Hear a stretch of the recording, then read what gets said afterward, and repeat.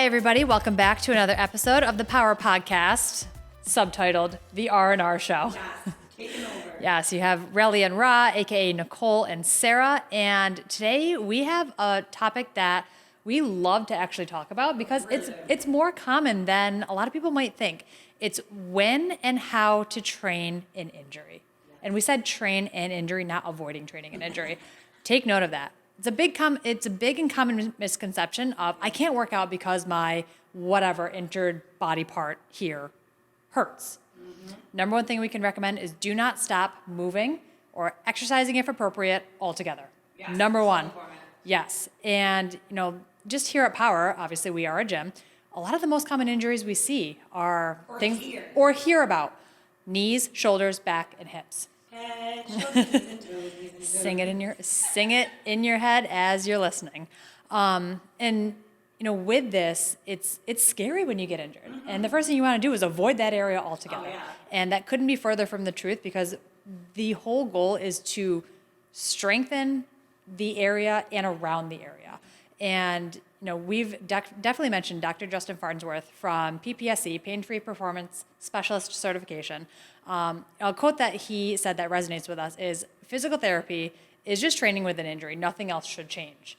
And we are so very lucky and fortunate enough to have Dr. Justin with us today on our podcast. So, Justin, thank you. Thank you so much for making the journey. In the new studio. Yes, I know. So the last time Justin was here was 2021 when we had hosted our PPSC training then. So we have more people that are coming in for this round, and he was so gracious enough to take the time to come on our podcast and talk about this because it's, it hits close to home, and he's going to tell you a little bit about his background, why he works with PPSC, and then just answer some questions that we hear a lot or that you may be thinking. So Justin, first, thank you. And thanks for having me. Yeah, of course. And just tell us a little bit about yourself. What do you do professionally? What do you like to do for fun? Where do you live? Like all that stuff. All that fun stuff. Yeah. I'm from Rochester with a hard CH. Yeah. Everyone knows the humble Wegmans that you don't have here. That's why I brought you a special Wegmans treat. It's such for a the sore weekend. subject. It is a sore subject. I know Rod and I both grew up with Wegmans, so now that we don't have it, it's like, That's okay. it's rough. I'm sorry I brought it up. So Yeah. a little bit about me. Let's do the Cliff Notes version because there's enough. I'm a physical therapist. So I have a doctor in physical therapy. I went to Upstate Medical in Syracuse, New York. Woo. I've been doing that now it's going to be going on 13 years. Wow. Yeah, it's a long time. Wild. It's kind of wild. Yeah. Before that, I was a coach. I actually used to coach very high-level athletes, so I worked with some of the Sabres and the Bills, some of the Western New York teams. Go Bills. Go Cowboys. Saw that Since one. I was 13 years old. God's team. God's team and America's team. So by definition, if you're not a Cowboys fan, you're un-American. Anyway, in the definition. I've been a coach for about, going on 25 years. I had my first job at 13 years old, so we coach high-level athletes. I was an athlete myself, played professional soccer all the way through college, and then decided to go get this new thing called a doctorate in physical therapy, because it just sounded really cool. Like, people have to call me doctor, and I can work with people. That's pretty cool. That was really the reason. Yeah. I think up until a month ago, I kept calling you Dr. Justin. You're like, please don't call me doctor every time. Don't call me doctor. He's like, we're friends. You can call me Justin. The only people I made call me doctor was my family after the first month when I graduated. That was it. That's fair. You earned that. So I've been doing that for a while. Moved around a little bit. Lived in a bunch of different states. Started some good programs where I was, et cetera, et cetera. And then I came onto the PPSC full time, going on 3 years ago. Nice. So the founder of the PPSC, his name is John Russin. He's actually also a doctor from Buffalo, New York. He actually went to Damon College. He got his PT work done there. Nice. Shout out to Damien College. I know Damon. people who went there. Yeah. Damon? Not Damien. It's a good school, great PP program. He had asked me on, and I was doing a teaching on the weekends and then treating full-time, Monday to Thursday. It was kind of wild. I would treat Monday to Thursday. I'd get on a plane Friday. I would go teach. I would come home Monday morning, and I would go get my nose swabbed because it was mid-COVID time, and I'd go right back to the office and treat again. And I did that for about a year and a half. It was a good time. It was busy, a lot of caffeine happened at that time. And then he asked me on full-time. So I've been now the full-time. I'm the director of rehab for the PPSC. I have taught the course. This is our third time here. Yeah. Right? Yeah. First time in this facility, which is awesome. Yes. I have taught this course well over 120 times at this point. I believe it. So I travel, did about 35 last year, going to do probably about 30 this year. And then during the week, I still do rehab stuff, so I see coaches typically virtually. I do a little bit in person, and then we do some online coaching as well. So hands in a lot of stuff. Yeah, and you've helped a decent number of our clients here at Power, that fall outside of our scope of practice as, coaches and personal trainers. So thank you for being able to offer that, because that's something that a lot of people don't have the luxury of having that connection for. So It was great. I always tell people, if your medical provider doesn't lift, then go find a different one. And what I mean by that is they don't have to be a power lifter, but if they obviously don't take care of their own health, how the hell are they gonna help you take care of your own health? They can speak some textbook stuff to you about, well, your blood pressure is high, but then they don't really have a great tool on how to work around that and haven't lived that out in their own life. And to me, that's just a red flag. yeah, That's a massive red flag. the tool is in a pill bottle usually. Yes. So yeah, I and was just saying, we try to out-medicate lifestyle issues. yeah, It doesn't work. And that has actually led us more obese, more fat, and our life expectancy the worst that it has been since World War I. which is wild. So it hasn't worked. Yeah. Damn. Yeah. And I mean, you're going to be spitting facts left and right like that. And I love that Get is, your paper and pen. people. yes, you're just, it's no bullshit. It's just, here's the facts. Here's what I've seen in my, professional realm, and here's how you can help yourself. So that's really what we want to talk about is, we talk about injury, and we know, the lovely lady to your left has worked with you a couple times now for her own injuries. Everybody at this table has dealt with an injury. So number one is, when you're injured, what should you do? That's a great question. Thank Can I you. answer that by saying something else first? 'Cause I Of think- course. So I think one thing that we get a little bit stuck on here in the United States is this idea of pain. Pain is a bad thing, right? And we made it a sixth vital sign in medicine. I don't know why we did that. You go to a physical therapist, they ask you all these questions, and then they have these pain scales. 1 to And 10. you're supposed to give you. And the people that put in 11 or 12, you're just it's 10. You can't go to 12, right? And here's the problem is, so pain, the feeling of pain is part of a normal human experience, right? Pain is part of the normal human experience. So if you can't feel the hot stove with your hand, that's a problem. It's a big problem, right? Yeah. But not being able to pick up your 3-year-old daughter off the ground because your back hurts. And then you become fearful of doing that, and then you do less things, and therefore you are less fit, and therefore you do less things, and therefore you're less fit, and the downward spiral. That's when I think about injury and pain, that is really the realm that we're talking about. But I think we have to first just comfort people and let them know pain is normal. And to some extent, the worst thing that's happened to you is the worst thing that's happened to you. Right. How many clients have you had that maybe have really never had an injury, and you do a set of hip thrusts, and they come back and they're like, man, my butt, it hurts so bad, you hurt me, and you're like, you just have muscle soreness. You Right. wuss. Well, you don't say that to them, but in your head, you're just you got a little bit of muscle soreness, Yeah. but they've never felt that before. It's wild. Right. So pain is such an individualized experience, and it is so complex that we still, in medicine, haven't managed it fairly well. I think we can see this. We have a chronic opioid issue So that's that going on. tries to be overmanaged in that sense. From Yeah. a maybe medication standpoint, a Yes. bit less lifestyle. Yes. We also know there's just so many factors that go into it. There's a study that came out. They gave people an injection. One of them, they told the group of people, this is going to hurt, and guess what? It hurt. And the other group, the same injection, they said this is going to feel like nothing, and it significantly felt better or had less pain. So there's all these things about pain. So the first thing I think I would tell anyone that has an injury is, don't worry, you're going to be fine. Because I feel like that takes off the fearful parking brake that people have, and they downward spiral when something hurts. And when something hurts, you feel it. Right. As anyone that's had injury before, it's the only thing you feel. I had a 1.5-year episode of really bad back pain, and I felt it all the time. And because I felt it all the time, I was miserable. And because I was miserable, I kind of felt it all the time. And thankfully, I was able to still work out and exercise and got myself out of that.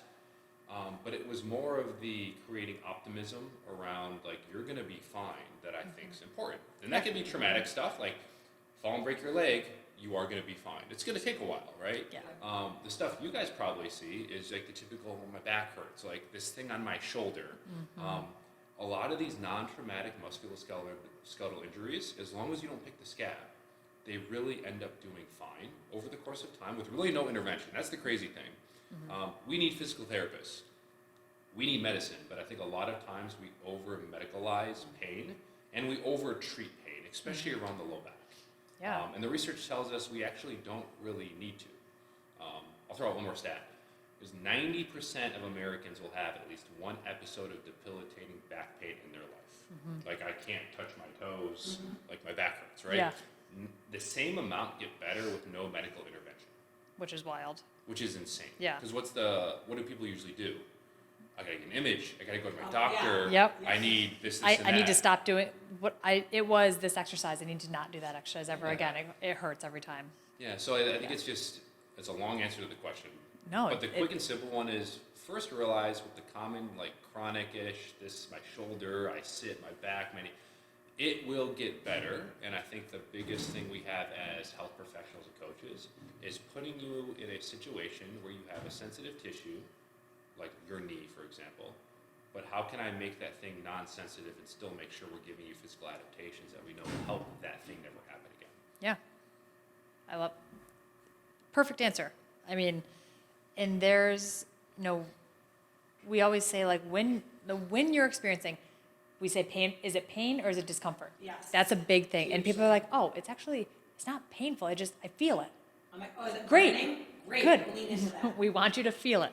Yes. And it could be uncomfortable because it could be new, whatever have you, but like understanding that as long as you're acknowledging it and also letting your coaches know or letting your professional that you're working with know, hey, this doesn't feel normal in a sense, or it doesn't feel like it used to. Talking out that process can help alleviate a lot of the mental gymnastics that your brain is doing around that area, for sure. And you mentioned like the chronic pain, and can you just kind of explain like acute versus chronic pain and like what the big difference is with that? So the big difference is time. Yeah. Yep. Acute pain is like, I fell down the stairs right now and my knee hurts. Well, yes, because that just happened, right? Yeah. Chronic pain is really a time definition. It's that thing that stays around for about 4 to 6 weeks. And look, there are textbooks on chronic pain and 2-day courses on chronic pain. So we understand it's very complex, but typically chronic pain can go down a route where the pain, when you have it initially, is very easy to identify. Like I hurt right here. Chronic pain tends to be a little bit more global. Like it's very non-specific. So where you used to hurt right here, now you kind of feel it globulously in that entire area. We know neurobiologically that part of your body that has an injury gets a larger representation up in your brain. So when you something that hurts, it's actually kind of weird that those neural connections grow. We call that your homunculus. So every part of your body has a thing up here. That part grows. And that's why chronic pain for people that have had it is so hard to make go away. And guess what the best evidence supported thing is for chronic pain? No joke. Exercise. Exercise and psychology. Yep. Interesting. Yeah, those are the two Psychology, most yeah. things. So see a psychologist and exercise. Exercise number one, psych number two. You hear Beautiful. My that, job guys? is done. Yep. Ra's like, all right, That's I'm what out. a coach does. Yeah. That's what a PT does. But seriously, it's like Yeah. and we say the best thing you can do is keep moving, and it's probably going to look different than what you're used to for the time being. Like Justin said, you're going to be okay. It's just how do we work with and, how to treat, I say treat, but like how to make that pain go away. And I think the huge And- part, like yeah. not huge, but another great thing is the psychological part of it. Here, we talk about it. I know I definitely talk about it, like till I'm blue in the face. But I feel like that is one thing, and as a personal trainer, that a lot of people don't do enough of. And the education of the psychological part of, hey, like, take a break from it mentally, go distract yourself. Like, oh yeah, but I don't think about it, it doesn't hurt. I'm like, oh, look at Yeah. that. Or when we hear this a lot when we have new people starting and they're like, oh, I feel like my back here. And I was like, does it feel like sore, like those muscles are worked? They're like, yeah. And I was like, awesome, you did something right because you're working those muscles. Yeah. And they're like, oh yeah, like I haven't done this in a while. So something is seemingly simple as that of, wow, identifying I worked muscles versus something is not okay. Big difference. And one way I think to easily help people identify the difference between the two, right? Muscle soreness goes away. 24 to 48 hours, right? If we're longer than that, then you have a little bit of DOMS, which just means we need to do a little bit less. Yep. But stuff that doesn't go away past that and continues to be an aggravator to the stuff you do every day, like getting off the floor, picking up your kids, walking, carrying groceries, whatever. That's, I think, the pain that we're really talking about. Definitely. Yeah. So number one question is, how do we work to avoid being injured in the first place? Lots of things. I have tons of questions I could ask, but what's like the most simple thing if you're adding exercise or have exercise in your life? Like, number one, injury prevention is. So that's a great question. Are you going to answer with another He's like, question? "Oh, Yeah. It's a great Yes. loaded question. I'll tell you why. The challenge with injury prevention is I think we have to reframe what that means. Yeah. Because you can't prevent someone getting hit by a car. If The As Rock much as we walked want to. across the street and got hit by a car, he would probably get hurt, even though he looks great. You never know. And Maybe he he could just lift that car, right? What we realize, I think, more is we have risk mitigation. So you can't remove all injuries, but we can reduce your relative risk, I like that. right? Yeah. So Mitigation. Yeah. we've seen that, I think, flip in medicine a little bit, where we used to talk, a decade ago, ACL, injury prevention, overhead throw, and it's a buzzword. It's like if you go on Instagram now and you throw athlete onto your program name, everyone wants to buy it. Athlete, hybrid athlete. It's like this new buzz stuff that's been around for forever that people are just like recategorizing. Risk mitigation, and there are a couple things I think that we can do to help mitigate risk. The research will tell us this. We know, for instance, dynamic warm-ups, meaning we teach our phasic sequence, our 6-phase dynamic warm-up. Can you say that louder into the mic? Dynamic warm-up. Warm up. Warm up, people. Listen to Justin. And it's one of those things, tomorrow we're going to spend 8 hours talking about the whys and the hows, but it's effectively how can we take humans who are relatively stressed out, like the average human, more stressed than we were 50 years ago, and we have biomarkers that prove that, higher heart rates, higher blood pressures, mostly sitting in a chair, mostly not moving our body. Like, how can you take that human and prep them to be prepared to exercise? Maybe 50 to 75 years ago, a warm-up wasn't as important, but people weren't sitting on their ass for 16 hours, 18 hours a day. Like, physical preparation was part of your life, and now it's like, how many people do you know who are over the age of 65 that can get off the floor without using their hands? Right. Yeah. Right? There are positions we don't take anymore, and I hate going back to our ancestors, the cavemen who lived to be 25 on average, did all this stuff. Like, I don't mean that. I just mean your body was made to not sit in a chair for 18 hours. It was made to move. Kelly Starrett has a great book called literally Built to Move or Made to Move, right? It's like our bodies were made to move, and people aren't prepared to do that anymore. So I truly feel like a well-developed dynamic warm-up, meaning it's not just walking on the treadmill. Like, I'm going to bench press today, but let me walk on the treadmill first. I'm going to squat today, but let me walk on the treadmill first. That's not specific enough to your activity to prep you for your activity. Yeah. We all laugh. Go to any Yeah. big box gym, that's what you see. You see unintentional walking, some humping on the floor on a foam roll, just because it's there, looking at like the TV on the wall, and it's this non-focused, non-mentally engaged, and not physically ready to do stuff. So we know you warm up, typically you're going to probably feel better. If you feel better, I think it makes sense that you'll move better and do well. Right. Again, there's no hard research that proves that outside of anecdotes, outside of every good coach I've ever been around that does those things. The other thing we know that helps with relative risk mitigation around injuries is full body strength. So we know people that are generally stronger, they may not get hurt as often, but we do know they certainly bounce back faster. Definitely. Like, you have more gas in the tank. Yeah. And we also know a metric, the rate of force development is very, very highly indicated with non-contact injuries and function. So basically, RFD stands for rate of force development. It's not how much force they can create, but it's how fast they can create it. So for example, a good metric of that is the 100-meter dash. So we talk about someone like Usain Bolt sprinting on a track. He might not have the most peak amount of force if we were to measure it in a lab, but he can get his peak the fastest. and that's why he Got can it. perform at that speed and win something that's very short duration. Why RFD matters for everyone, that's what keeps you from falling over. That's what keeps you from being able to put your foot out when you go up the stairs. It's when at a very high rate, you can move a clean and jerk really fast. But for an older adult, that could also be getting out of the chair. So it's just measurements of power and force relative to that person. So those are, I think, 3 really good things. Get hard to measure, easier to do in a lab, but those are 3 things. And by the way, those are all just exercise. Yeah. When it There comes you go. down to it. There you go. So if you're listening and you're like, I already exercise regularly, you're doing more than a lot of people probably do. So For sure. give yourself a hand. And you mentioned dynamic warm up, and I had you literally like whisper it into the mic because this is something that we factored into our workouts, like in the beginning of our workout, dynamic warm up, and just understanding what it is for somebody who may not know exactly what a dynamic warm up is, what it includes, and I know you already said it's going to lead to a better workout. You're going to feel better. You're going to move better. So kind of, can you, in a nutshell, say like what things should a dynamic warm up include, in addition to walking on the treadmill for a half an hour? So we take a phasic approach. Yep. And again, I get it. I teach coaches, and some coaches are like, look, I got a 30-minute session. My client doesn't want to warm up because they think it's a waste of their time. And I get that. I totally get that. But it's also like, hey, I'm going to plant a field. I'm just going to put seed down. Versus I'm going to till it. I'm going to dig it up. I'm going to do water the it. prep that's required. So why do people come to work out?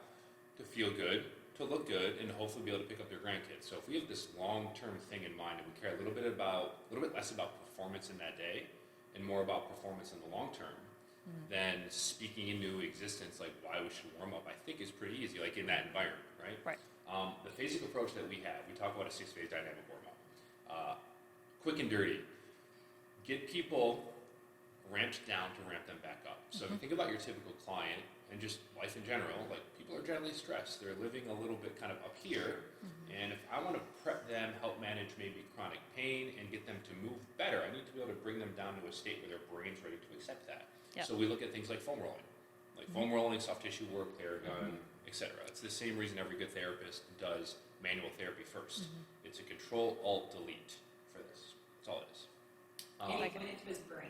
Sorry, my brain up here. Yeah. This thing, my very tiny brain. If you're listening and you haven't actually watched any of our episodes on our YouTube channel, definitely do it. There's a lot more animation. It's a lot more fun. Oh, for Yeah. sure. Carry on. And so we have our kind of parasympathetic state, right? So we're trying to pull people into a rest and digest scenario, the stuff we all learned in middle school, right? Where we have low heart rates, low blood pressures, good respiratory rates, things that look like you are in a relaxed, not running from the bear state, Yeah. right? And that allows us to unlock and deal with pain. We know when we can actually push people in chronic pain towards parasympathetic states, meaning we teach them how to breathe, their pain actually gets less, like in a minute. It's wild. So we're going to do that with people. We live there for 1 or 2 minutes, right? Then we do some mobility. We do some range of motion work.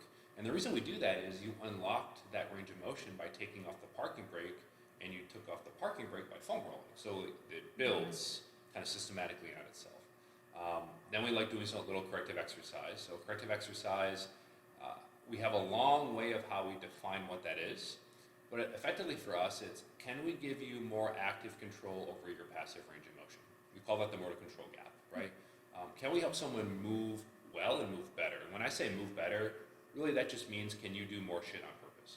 Like that's what that means. Motor control. Can I do more stuff and can I do that on purpose? So instead of living in maybe a phone booth wherever our lives put us, can I access rotation? Can I make my body move this plane and I did that on purpose versus I just went there by mistake? And we go there by mistake, that's sometimes when things tend to hurt. So we have our correctives, and the reason we got into the corrective block here, or part of that is, well, now your brain's in a place that's ready to learn. Right? I compare our corrective block to, like if you've got kids, right? If your kid's really, really upset, they're throwing a fit, they're crying, right? Is that the teachable moment? No, Definitely it's not. funny. Everyone in No. the audience on these courses, everyone that doesn't have kids, you can tell because they're like, yeah, probably. And everyone who's a Oh my God, parent's no. like, No, no. Absolutely not. No, so, peel your kid off the ceiling first. Yeah. So what do? You sit them down and you calm them down. So imagine if you're in pain, your brain is like that kid throwing a fit. Really, and you may not feel that way, but your brain is driving a response that's like I just went flying by a cop at 100 miles an hour and I know they saw me. Like what happens in that moment to you, right? Yeah. Heart rate, respiratory rate, signs of stress, That right? fight or flight. Yeah. Chronically, absolutely. And chronically done, like heart attacks, strokes, like issues happen, right? So when we talk about bringing someone down to help them then move better, we bring them down to that state their brain is ready to learn new patterns of how to access certain ranges of motion, and we fit in a little bit of corrective exercise. Not correctives that I need to fix things about you so you're allowed to lift weight, correctives to help you pattern your movement more optimally so now I can load you and you get more out of it. From there, we move into, I like our phase 4. We call this our activation phase. This is just effectively the big, thick, and dense musculature of the mid and upper back, the lats, the posterior shoulder, the glutes, the hamstrings, all the stuff you can't see in the mirror that we tend to undertrain. We just turn those things on to help support all the things we tend to open in the front. So we have I have kind of a postural approach, which again, posture doesn't cause pain and we know our body should move, but effectively think about our world. Where is our world? It's in front. The microphones aren't behind me. My eyes aren't behind me. When we sit forward, right? So we open the front, we restabilize through the back. And then it's like, all right, we have this thing called our phase 5, movement pattern development, where we practice the stuff we're going to do that day. So Monday Perfect. is a squat day for me. So Hey, us too. hey, wonderful. Hey, look at that. always pick the thing that's the worst thing that you hate doing and do it on Monday. Yeah. It's not the bench press, it's the squat. That's Tuesday. So then we practice squatting. So when you practice squatting, so learning a pattern is different than coaching and loading a pattern. So the first time you expose yourself to the thing you're going to do in your session, which might be a squat, it might be a lunge, and maybe it's a push. We do a push-up, but it allows you to kind of feel out and learn that thing, and it also allows the coach in a class or a one-on-one setting to help you figure out where your body should be on that thing. So when we load it, you're just more optimal. Yeah. And then we have our phase 6. We call it our basically CNS development phase, and this is where we take you and we make you feel like a car going 120 miles an hour on the highway, so we can take advantage of PAP, post-activation potentiation, meaning we just do things that are really twitchy, really fast, so you can turn on more muscles so you can lift more weight. Yeah. It's the fun Effectively. stuff. I love it. So if you Yeah. loved everything he just said, you have to sign up for the PPSC. Yeah. Just saying. Yeah. Yeah. And to be fair, we spend 8 hours I remember- talking about those 6 things. Yeah. I remember the first time that PPSC came here, and that was our first exposure Yep. to it, mine and Roz. We were like, you literally said that. You're like, we're going to spend 8 hours talking about a warm-up. I'm like, And I was like, go. okay. I had to like sit in it for a second and be like, okay, we can do this. And it makes sense. It's like all the science, like Justin just put so much science behind it, but it gets your body ready to move. Like instead of you're not going to go from standing to running 100 meter dash. You need to get your body moving and ready for it. So that's exactly what we do. And if you're intentional with your warm up at Power, you're going to feel better.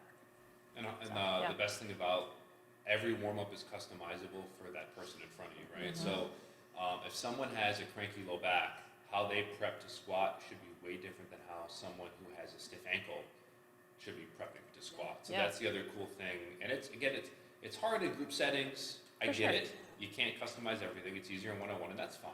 Right. But that's something's way different than walking on a treadmill. And Yeah, by the for way, when done well, a good warm-up should really take no longer than 12 minutes. Yeah. And by the time you're halfway through, you both know this, like it's not really warm up, It's fun. you're feeling Yeah, stuff. it's Oh, fun. you're ready. I love it. Sweatshirts are coming off, people are trying to sweat a little bit, like Exactly. Yeah, and with what Justin just said, if you have something that's ailing you in a sense, something that is maybe you have a sticky ankle, maybe you had a knee injury, and you're not sure how to adjust the warm up for you, ask your coaches. That's the one thing that I love that us incorporating a one-on-one training. It might just be like, hey, let's meet for 15 minutes outside of class. Like it does not take that long, and it's all things that if you're a client at Power, you're likely have seen them before and done them before. So it's how do you put them together in an order that makes sense, and then that's something that you can do when you get in before class, so that when we do our actual warm up, you're like, oh, I got this, and I'm already warmed up for my specific thing. Exactly. Yeah. So I know we've been talking a lot about, and thank you for breaking down the dynamic warm up, because it's one of those things we would love to do a whole class just on the dynamic warm up, but time permitting. we should do that for your members. What's that? We should totally do that for I would love that. I would love It that. would all be like, huh, I bet you. 8 hours on a warm up. I'm just kidding. Maybe not No, 8 we hours. we talk about that Yeah. after. Yeah. I just can't be right now and I spit it out on a podcast. Yeah. All right. Well, we're putting it into motion. So stay tuned. So we're talking about all, injury and what to do, what not to do. A common question and what we want to get out there is, when should you actually seek a specialized medical professional for the thing? When it's not going away, when it's getting worse, things like that. And I'm sure that there's he's already to go down on a tangent Yeah, on this. Let's just give quick hitting. Yep. Because my answer is, there just aren't too many medical professionals I would want people to see, just because I know how that system works. Yeah. Like you should. But when you're stuck seeing a therapist that's got 5 other patients at the same time, it's just 20 a day, which I used to do that. Like, how are you supposed to get answers? So the average PCP spends less than 5 minutes with a patient. How are you supposed to get answers, right? How are you supposed to get help? So I think at the basics, if you have a symptom, so I don't necessarily mean pain, because pain is, there are different categorizations, right? Sharp, stabby, nerve, tight, like those things, so we'll call it a symptom. Yeah. If you have something that, of course, has a mechanism of injury, that's pretty easy. My knee twisted, I felt a pop, and it's blown up, and I can't walk. That's kind of a duh thing, right? Sorry, that wasn't for you. That was just... I knew mine. I knew the minute it happened. So that's a pretty obvious one. Yeah. I think the other one, though, and again, probably that's more applicable to the people that listen to this, and really just to humans, is a pain point that's sticking around, has not been getting better, potentially actually getting worse, and becoming more physically limiting. Now, it's kind of the same advice I give people when it comes to surgery. If I've had patients that are considering surgery, I just ask them how you are physically and the symptom you have. Could you live the rest of your life that way? If the answer is yes, I wouldn't get surgery. If the answer is no, then maybe you should go get surgery. Because surgery it's trauma. It's a thing you got to recover from. It's never guaranteed. When I look at pain, I kind of look at it the same way. And it's like, hey, is this something, again, the number's getting worse. It's hurting more. It's becoming more limiting. You're finding yourself thinking about it more. And it's like really putting a damper on your life. Like, is that, if that's the case, you really should go see someone. Definitely. The problem is I think in America, we've just sold a quick fix to that symptom. So people are so quick to go see a medical provider, which I am one. Like, I'm glad people come see us, Yeah. but they're so quick to do that. And medicine doesn't have a lot of great answers. Sometimes we do, but that's, I think, for the minority. Like, for example, I've had a hip thing. I was a soccer player. I have a priolabral tear and some FAI in my right hip. Really started to bug me 8 months ago. And it kind of started getting worse, and then I kind of I used to have pain sitting right here, like groin pain. So I went and saw a buddy of mine, and I got an injection. It's 99% better. So it's like the right thing at the right time with the right person who knows all the other things to think about, versus trying to force feed certain interventions that might not be useful. So that's my quick answer. Yeah, no, it's super helpful though, because what you said at the end is, you said you had hip pain, it was getting worse, and you actually opted for an injection. We hear that a lot. I got a cortisone shot, and an immediate moment, though. Immediate. Not even. Yes, it's immediately. I saw my doctor. I got a cortisone shot, and yeah, my pain's gone. Of course it is. But I'm sure that you being in the field is a little bit different too. But like, when would it be appropriate for somebody to seek the path of a cortisone injection or a gel injection or whatever it is? All of that depends. So first of all, listen to your medical provider. Yep. Cortisone. So I will be upfront with this. Like, I don't give cortisone injections. That's not part of my skill set and my license, because I'm a therapist. But I've seen enough people that have had it, right? There are a lot of acute conditions that cortisone does great. So cortisone for 2 days, it's an analgesic. Everyone typically feels pain relief because it's an analgesic. It's going to work for 2 days, and then day 3, people come back and go, "It was great for 2 days. Now it's worse."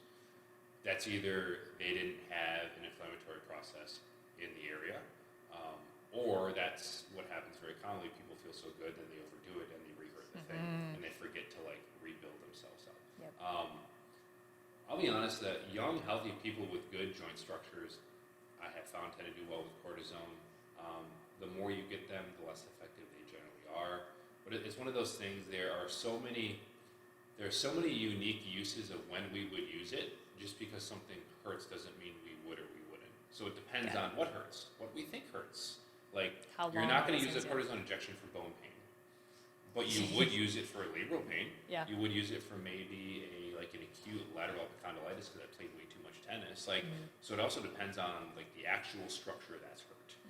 The other thing you're talking about is the Synvisc injections. So the gel Yes. injections. Yes. Yeah. So those are actually cool. They take them from the cones of roosters, and then they make the gel out of them to put in people's. That's It's so supposed wild. to be kind of like, it's not fake cartilage because you cannot regrow cartilage. Right? The person that can do that will win a Nobel Peace Prize. Yeah, whoever they are, it'll happen one day. Who knows? Yeah. Oh, Or it maybe we'll all be robots by then, so it doesn't matter. Yeah. But I think the thought is behind those is it's supposed to help with like some slide and glide of the joint and potentially some relief of symptoms on severe arthritis. So I'm always of the opinion it's like do your like move and exercise first. If that doesn't work, go do non-surgical interventions, which means therapy, chiropractic, class 4 laser, dry needling, cupping, injectables. Like none of that stuff has a bad return on it. You just have to get a needle stuck in your knee, right? Yeah. And then you have surgery as kind of your tertiary option because nothing's as good as the original. Yeah. Not even Diet Dr. Pepper. Nothing is good as the original. Right? So that's how I tend to my think God. about the I know, blast from the past. That's how I tend to think about those three things. So I know it's not a direct answer to your question, but I think they're usable to them. Yeah. I used to think the very opposite. Like injections are dumb. No one should get them because I was so hardcore on physical therapy only. And then you work long enough, you see enough people that got the injection. You're like, wow, you really got better. Yeah. Huh? It can work. Yeah. So And no, and I appreciate you giving that background because, we've heard, oh, I saw my doctor and they recommended a cortisone shot. Like within a week of them, feeling the pain, injury, whatever it is. So knowing that it is appropriate for certain things and being, having that trust in your doctor that they are providing the right answer after you have exhausted the options of exercise, movement, all the things that we've been talking about. And number one is trusting your medical professional.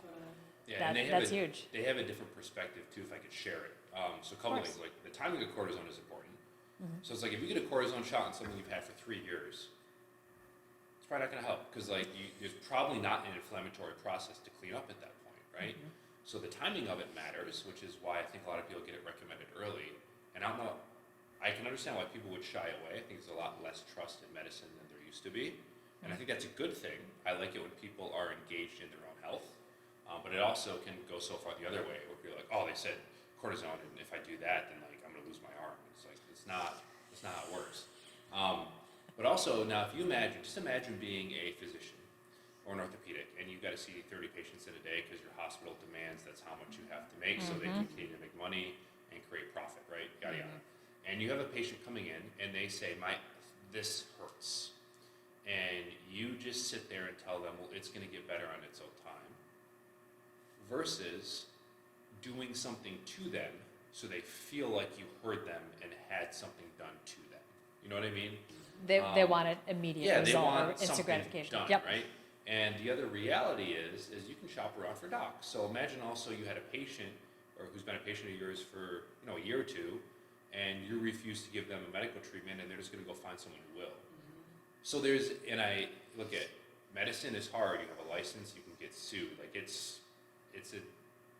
there's a lot of stress that people I don't think appreciate that goes with being a medical provider on all the things you kind of have to think about.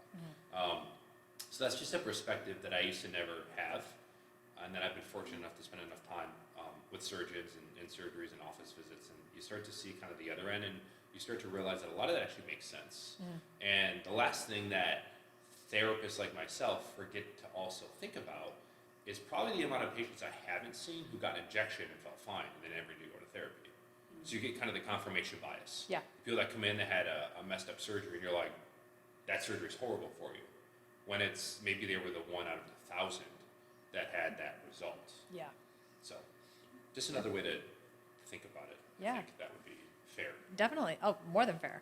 And thank you for Sorry, giving that we went down perspective. a rabbit hole. No, well, I guessed it. no, it I needs think to be a lot of talked people about. need to hear that. Yes, absolutely. Because Because there's a lot of, taboo and controversial stuff around that. yes, especially around like the medical world, because some people can have a great experience, some people can have a horrible experience. Those who have a horrible experience never want to step into a doctor's office ever again, even when they need to. Yeah. And there are times that they may need to. So, like you said, not all medical professionals are created equal. Find one that you trust. Find one that takes care of themselves the way that they want you to take care of yourself. That's number one. And if you're not sure, like we have at Power, at least we have a lot of resources, and if we don't, we'll find somebody. You can always get a second opinion. Absolutely, always. And remember, it's your body. Yes. I remember, like, most medical providers are actually really great people. It's just a Absolutely. system that doesn't work. Yep, Yeah. definitely. That's Yeah. a 5-hour podcast. Yeah. We'll save that for Yeah, part 2. another day. Yes. So you experience a painful symptom.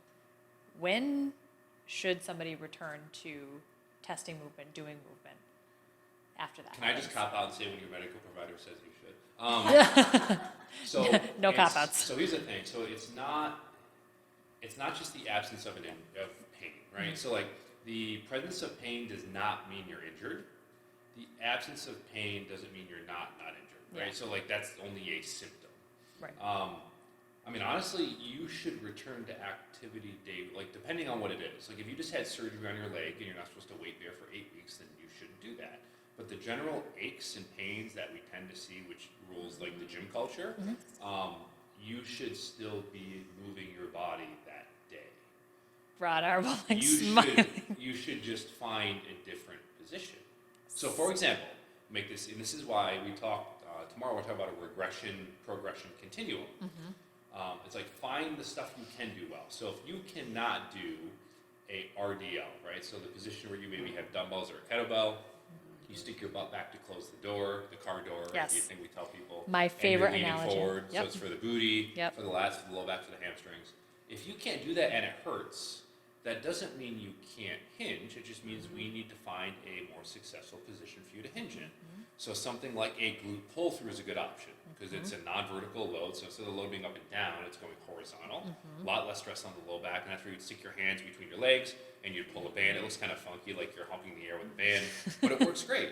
And maybe that doesn't feel good. Well, maybe now we just need to take gravity off of you in a vertical fashion, put you on your back with more support, and have you do something like a glute bridge.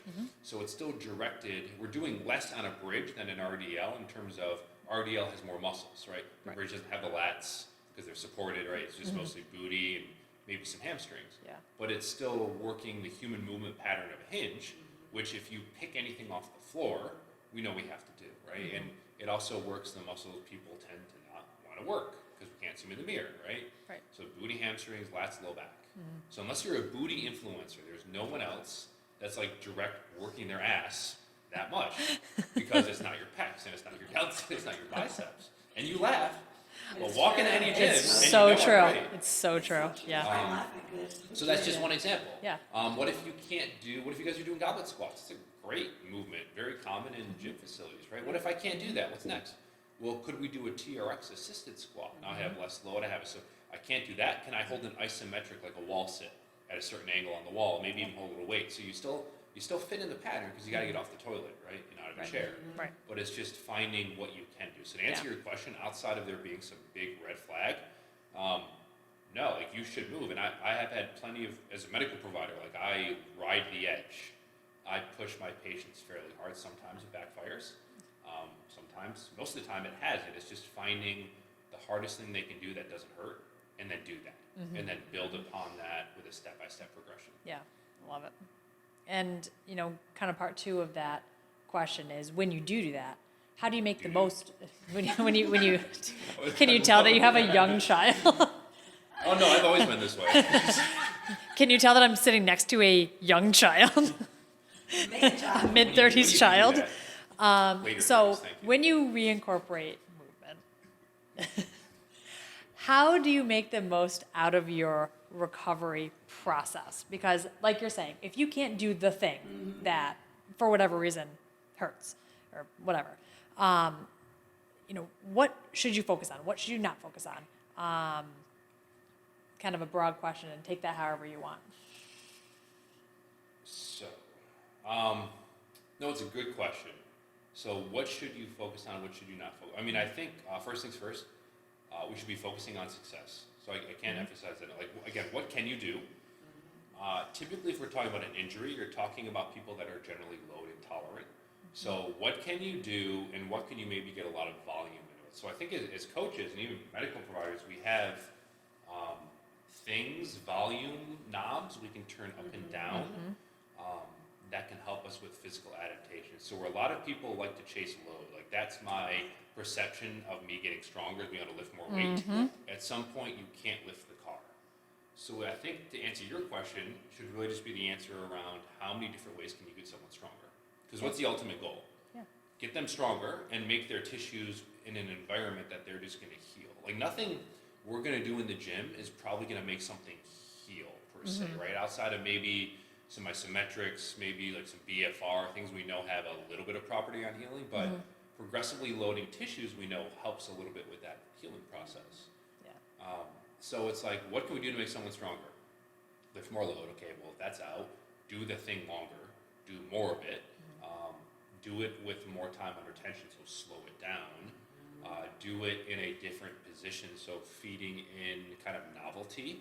So for example, something like a forward lunge, maybe a forward lunge with some rotation. So now we're adding this component of an extra plane of motion, which adds challenge to the position, and it's new for like up in here. So I think your question is great, but it's so broad, it's hard to say, bullseye, do this one exact thing.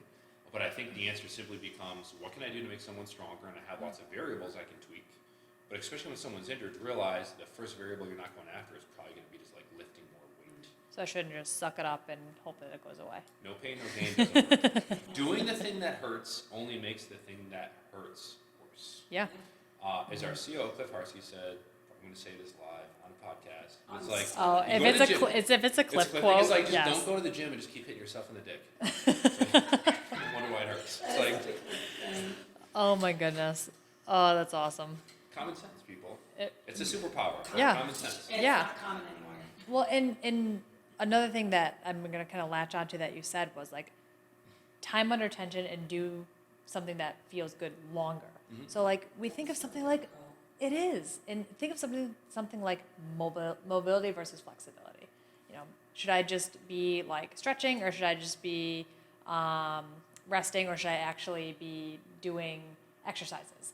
Like, you know, actually not really in the realm that we were talking about, but I think it's important to add those components in of mobility versus flexibility, understanding what the difference is and when both are appropriate when you're rehabbing in a sore area, injured area, whatever buzzword you want to use. All those work. We can Okay, also perfect. play with. I mean, you can also play with ranges of motion. So I always bias myself towards I'd rather work with less load through the full range than more load through less range. Now, there's a caveat to that. If you work with athletes, you want to sprint faster, jump higher, partial ranges go better than full, but that's not what we're talking about. We're talking about 99.9% of the world, just regular people, right? Yep. That work out twice a week, maybe. Full range of motion stuff is always going to get the job done better in my mind than partial range of motion stuff for lots of reasons. If we can tap into mobility or flexibility under load, it's going to help allow you to get yourself off the floor when you're 90 in a greater sense than tapping into partial range of motion just to lift more stuff. So you start losing things. You lose the ability to bend your knees, to flex your hips. Your muscles over time can't lengthen as far, and maybe now when you go to sit in a chair, you actually hurt your knee because your knee hasn't been there in 20 years. So it's another way to play with, I think, like the volume knobs on what we can do to help people. And at the very basement of all this stuff is there's also isometrics, like just holding tension in the position you're in. So thinking about, you guys do lunges, right? Yep. Lots of them. Have to. I see on Instagram. Have right? to. Now, what if someone Yeah. can't do a lunge? Well, can they get to a split squat, which is where one foot in front, one foot in back, and can they just lower their body down? Yeah. And can they just hold that for 30 seconds? Maybe with a little bit of weight, maybe holding a medicine ball, but could they do that? If they can't do that, can they do that at a less high depth and a little bit more shallow, right? Yep. So you have a lot of possibilities. Sitting in a chair not doing anything is not one of those. Yes. Yes. Or- Outside of like, I had surgery and I can't, but yeah. even then, you should train all the other stuff. So. Yeah, cool. And just for clarity, can you define the difference between mobility and flexibility? Because they hear it from us, and they hear us say a lot of things. So hearing it from a different perspective and a medical professional's perspective sometimes offers a new way to look at it. So it's funny. So if Logan hears this, they are probably going to kill me because they wrote our 16-hour mobility course. All right, they Logan. are all like the mobility. This one's experts. for you. I'm going to give you my definition. Flexibility is that thing you measure when you sit on the floor and you touch your toes, right? Like the thing in gym class yeah, where you have to sit reach. and reach test, Yeah, right? yes. Is That's that even just- a thing anymore? I don't I even know. don't know. I haven't been to school in 20 years. Been 20 years. Long enough. Yeah. So it's like, all right, no, I think now they just have kids sit on the floor and text on their phones. So it's That ridiculous. sounds about right. Yeah. Bring back dodgeball. Anyway, so when you sit and reach for your toes, like that's a measurement of flexibility. It's like this passive thing, measurement of soft tissue, right? Okay. In my mind, mobility is much more the ability to get in and out of end range positions that not only involve the muscle, but they involve the joints. So you can imagine your sit and reach test as an example, okay? As of a measurement of flexibility. In my mind, something like sitting on the floor cross-legged would be much more of a measurement of mobility and the ability to physically go do that and then also to get out of it, if that makes sense. It does. Yeah. Cool. And you're just How do you staring and guys usually smiling. describe it? Yeah. Pretty much. I mean, pretty much like that. And actually, I did an episode Yes, on you it. just did it. Yeah. Come on, we speak Yeah. to it. Oh, Oh then my you should God. have this down. Oh my God. Do you think I remember what I talked about like a month ago? So I know mobility is muscles, and flexibility is muscles, mobility is joints, something like that. Like in the very very basic sense. I went down I had like a whole thing Sure, right I'll now, put please. it on. Oh my God. But like to put, God. Yeah. So I think too is you'll find a lot of people that have a lot of flexibility that don't have great mobility because they 100%. don't know how to control their flexibility. Like gymnasts, for example. Yeah. Like they need to have it, but at their end range positions, they might not have good control under load, Our coach velocity, things like Yeah. that. If you guys She's know, you guys hypermobile, know right? our coach Jen, right? She's Yeah. a great example of what Justin is talking about right now. Yeah. I forgot that she has the hypermobility. HIPAA, What? nothing? Huh? She's not my patient. Yeah. It's true. Well, yeah, thankfully, no. Yeah. And, having, incorporating mobility in with your regular exercise pattern is important because it allows you to get into those end ranges of motion. So not skipping out on the mobility that we do at Power, not skipping out on the warm-up aspect of it, your cool-down aspect of it. Those are arguably just as important, if not more important, to your training because you're going to be able to do the thing longer and more effectively and better. So, yeah, I'm all for it. And it'll help with your just returning to normal exercise. So, kind of last piece here. When you described some specific patterns, RDLs, squats. If I'm like, hey, I know right now for XYZ reason, I can't get back into the gym. What can I do instead? I know a ton of things, but I want to hear from you. I mean, you can walk, move Thank your you. body, get off the floor, Walking sit on is the cool. floor. Man, this is such a big answer. Because I think there's a lot of barriers to people on the exercise. People have more access to information than they ever have, and we're still fatter than we ever have. 80% of Americans have a gym membership, less than 20% actually go. If you go to the gym, literally you go and train and exercise more than 2 times a week, you're in the top 5%. That's So wild. when I hear about someone that's like, I can't make it to the gym, there's a much deeper conversation around the whys, maybe a motivational interview, like figuring out what's the barrier. And unfortunately, I say something like, we'll just walk, but let's be honest, like that's not good enough. Like Yeah. just walking every day in this society, Right. that's not good enough. Right. It's just not. Because if that were the case, then I think it's such a low barrier of entry. People do it and they're like, well, I'm still overweight. My joints still hurt. Like, you know what I mean? Yeah. So I kind of live in this world. It's like you want to make exercise accessible, but the bar has just been, every decade I've been alive, it's just been lowered more and more. It's like, oh, it's not 15,000 steps, it's really 12. No, it's actually 10. No, it's actually like 6.5. In fact, you don't have to walk at all. Like that's, so at some point it's like you got to take a stand and be like, no, so to answer your question, I mean, moving is helpful. So if I had someone who's like, I can't go to the gym for whatever reason, get 10,000 steps in a day, get in and out of a chair for maybe 30, 40 times a day, so some sit stands, do a couple wall push-ups, like get on and off the floor, but that's just such a, like that's the bare minimum. Yeah. And people don't even meet the bare minimum. Yeah, I think I phrased my question more incorrectly, is if they don't have access to like gym equipment to like do strength training or something like that, like you're recommending is the most beneficial thing. Calisthenics. Yeah. Yep. Perfect. Cool. You Love can, I mean, look at gymnasts. Yeah.